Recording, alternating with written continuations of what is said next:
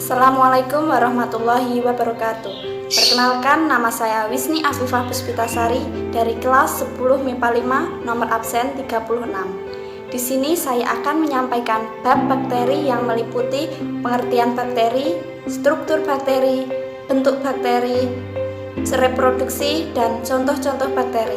Selamat menyaksikan. Pengertian bakteri. Istilah bakteri berasal dari bahasa Yunani yaitu bakterion yang artinya batang kecil. Bakteri adalah organisme prokariota uniseluler yang hanya dapat dilihat dengan menggunakan mikroskop.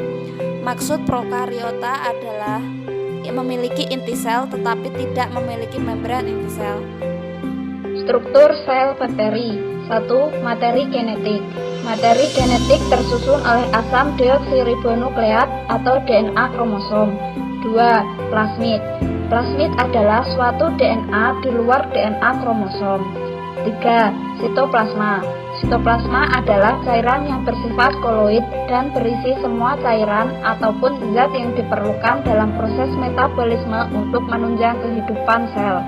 4. Ribosom. Ribosom adalah organel sel yang berfungsi untuk sintesis protein. 5. Mesosom. Mesosom adalah daerah membran sitoplasma yang mengalami pelipatan. 6. Endospora. Endospora merupakan suatu struktur atau spora. 7. Membran sitoplasma. Membran sitoplasma ialah selaput yang membungkus sitoplasma beserta isinya. 8. Dinding sel. Dinding sel adalah bagian sel bakteri yang berfungsi memberi bentuk dan kekuatan atau perlindungan terhadap sel. 9. Kapsul. Kapsul ialah lendir yang menyelubungi dinding sel. 10. Pili atau fibriae, berbentuk benang-benang pendek. 11. Flagellum. Fungsinya untuk membantu pergerakan bakteri. Bentuk sel bakteri. Ada 3 macam bentuk bakteri. 1. Basil, berbentuk batang atau silinder. 2. Kokus, berbentuk bulat seperti bola. 3. Spiral, bakteri yang berbentuk lengkung dan nampak seperti spiral. Reproduksi bakteri. Bakteri bereproduksi secara aseksual dan seksual. Secara aseksual terjadi dengan pembelahan binar. Pada pembelahan binar, sel bakteri membelah menjadi 2 sel anak. Sedangkan secara seksual melalui konjugasi, transformasi, dan transduksi. Konjugasi adalah pemindahan bahan genetik atau DNA dari sel bakteri pemberi ke sel bakteri penerima melalui pilus kelamin.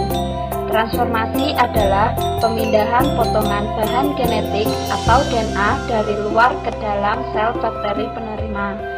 Transduksi adalah pemindahan DNA dari satu sel bakteri donor ke sel bakteri resipen dengan perantaraan virus.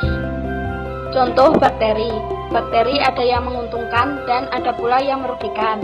Contoh bakteri yang menguntungkan adalah Acetobacter pseudomonas yang digunakan untuk pembuatan nata de coco, Lactobacillus bulgarisus yang digunakan dalam pembuatan yogurt.